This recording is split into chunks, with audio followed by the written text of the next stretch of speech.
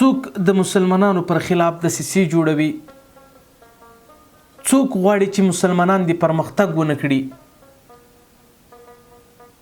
څوک د اسلام پر خلاف توطئې جوړوي، د اسلام پر خلاف دسیسې جوړوي، څوک د مسلمانانو سپیڅلی کتاب قرآن کریم سپکاوی کوي، څوک د مسلمانانو پیغمبر حضرت محمد صلی الله علیه وسلم توهین کوي، زه یې در پیژنم. څوک دی او منبع له کومه ځایه ده او د څه لپاره دغه کارونه کوي. رونو زه دا خلک در پیژنم، شاید تاسې هم پر اړه مطالعه وسي وي، خو زه درته اصلي منبع در پیژنم چې څوک دي او له کومه ځایه دا خلک منبع او سرچینه اخلي. زه د دغه خلکو لومړی پر هغه څه باندې غږیږم چې دغه خلکو ته دغه ذهنیت ورکوي، سیهونیزم باندې غږیږم. سیهونیزم اصلا په بیت المقدس کې یو غر دی چې سیهون ورته وایي، د هغه غر څخه د خلک منبع اخلي او هماغه غر ته دغه خلک دغه نوم استفاده کوي. او سیهونیزم د خپل یو فکري نظام رامنځته کړی، یو فکري تنظیم رامنځته کړی د اسلام پر خلاف. په دغه تنظیم کې په زرګونه خلک کار کوي ترڅو د اسلام پر خلاف توطئې جوړ کړي، د اسلام پر خلاف دسیسې جوړ کړي او اسلام ونه غواړي چې اسلام پرمختګ وکړي. دا د بیت المقدس کې یو غر دی او همدغه غر ته دوی دغه نوم کاروي او دغه غر نوم دی سیهون. نو ځکه دوی دغه فکر ته د سیهون نظام د سیهونیزم نوم ورکړی دی. دا خلک نه دی، دا خلک د دې خلکو یو لوی هدف دا دی چې باید بیت المقدس ړنګ چې د بیت المقدس پر ځای دوی خپل فاحشه خانې جوړې کړي، خپل رنډه خانې جوړې کړي او له هغه ځایه باید له هغه ځای اسلام تخریب کړي. یو لوی فکر امدا دی. بل فکر دا دی چې یوازې بیت المقدس نه، د مسلمانانو ټول سپیڅلي ځایونه کاغه مسجد دی او حتی د مکې معظمې او مدینې منورې دپاره دوی توطئې جوړوي ترڅو هغوی ړنګ کړي او پر هغې ځای کې دوی خپلې هغه فحشهخانې او رنډهخانې جوړې کړي. دوی د اسلام پر خلاف دومره لوی دسیسې جوړوي، دوی دومره لوی د اسلام دښمنان دي.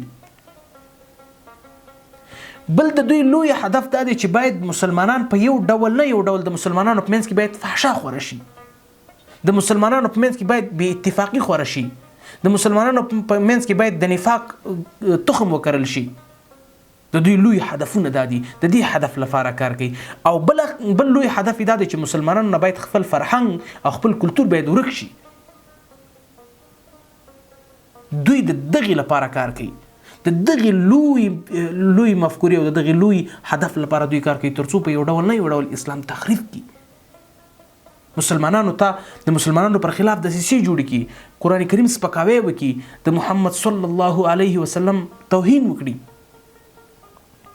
دا دوی څومره لوی د اسلام دښمنان دي، دوی څومره د اسلام پر خلاف لوی دسیسې جوړوي. د سیهونیزم مشران چې کله خپلو پلویانو ته نصیحتونه کوي، یو نصیحت ورته دا کوي چې ګوري په یو ډول نه یو ډول خپل هدف ته ځان ورسوي. دوی هدف دا دی چې باید د مسلمانانو په منځ کې بې اتفاقي خوره شي، مسلمانانو ترمنځ باید فحشا خوره شي. دې هدف ته ځان ورسوي، په یو ډول نه یو ډول باید تاسې دې هدف ته ځان ورسوي. دویم فکر خپلو پلویانو ته دا ورکوي چې تاسې یهود او نصوارا د بالخصوص بیا یهود د ټول جهان حقدار خلک دي، مالکان دي او د دوی درناوی باید وشي. او دا فکر ورکوي چې مسلمانان خو اوس وخت کې ګیره پیدا شوي، موږ باید د هغوی درناوی ونه کړو، مسلمانان باید د یهودو درناوی وکړي. استغفر الله، دا څومره لوی دښمنان دي د اسلام، دا څومره لوی دسیسې د اسلام پر خلاف جوړوي. خو مسلمان او رماو ته نه خبره یو. تاسې راځئ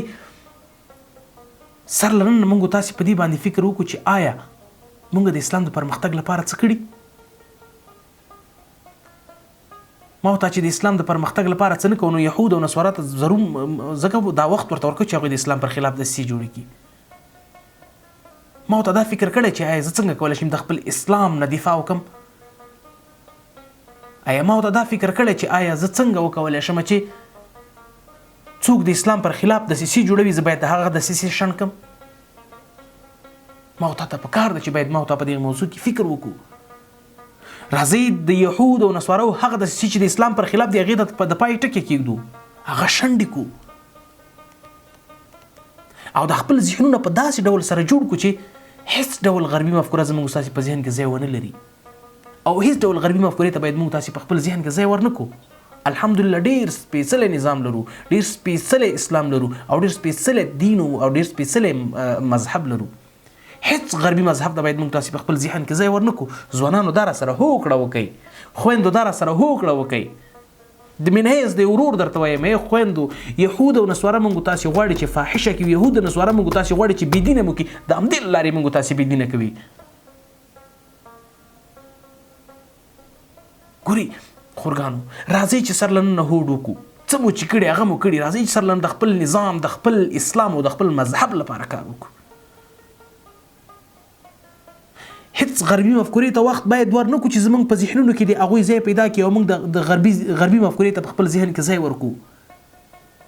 راځي چې د خپل مذهب لپاره کار وکړو. موږ باید د خپل اسلامي نظام او موږ تاسو باید د خپل مذهب په داسې شکل سره دې ته انکشاف ورکړو چې نور غربي نړۍ زمونږ مذهب او زمونږ کلتور ته په خپل ذهن کې ځای ورکړي.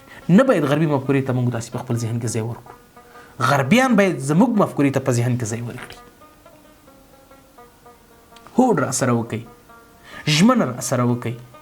منهز دی ورور، منهز دی مسلمان. هغه تاریخ لهیره مو باسي چې خالد بن ولید په یک تنها باندې د کفارو ډګر ته ښکته کېده او کفار به داسې کفارو کې به پرې ایستلي. هغه تاریخ مو هیر کړی دی.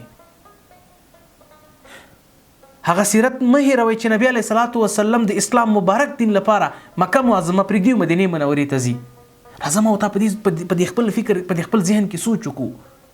بېګا ته چې کله موږ تاسې وده کېږو حد وقل باید د ویده کېدو نه مخکې 15 منټه په دې باندې سوچ وکړو چې آیا اسلام په څومره لویو ستونزو لوی تکالیفو باندې دلته تر موږ را رسېدلی او اوس یهود غواړي چې د اسلام پر خلاف دسیسې جوړې کړي. ولې یهود ته دا وخت ورکړو؟ ولې غربیانو ته دا وخت ورکړو چې زموږ د سپېڅلي نظام پر خلاف باندې دسیسې جوړې کړي؟